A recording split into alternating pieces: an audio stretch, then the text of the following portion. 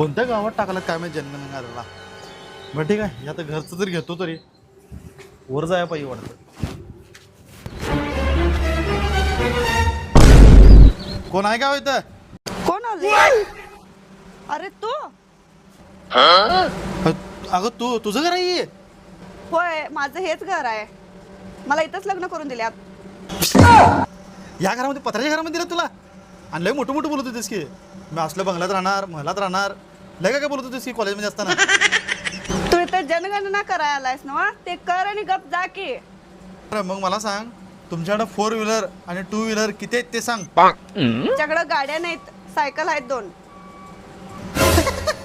अरे तुमच्याकडे साधं 2 व्हीलर पण नाही आहे आणि मोठं बोलालतीस की. मग मी विमानातनं फिरणार, मोठ्या गाडीतनं फिरणार आणि BMW घेणार होती म्हणे.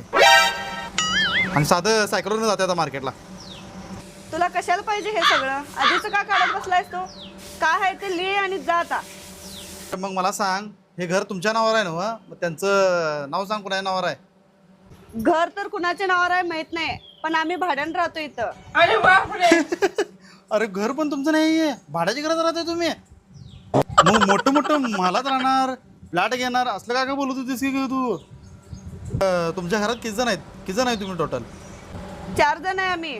मी, नवरा, सासू सासरे.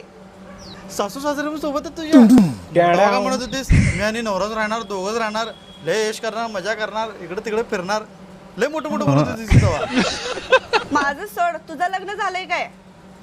माझं लग्न होय? अरे तुझ्या बरोबर तर करणार होतो मी, तू नको म्हणलीस. आता हाय एकटं मी. झालं ना जनगणना, जा आता तुझ्या कामाला लाग. बरं मी करतो काम.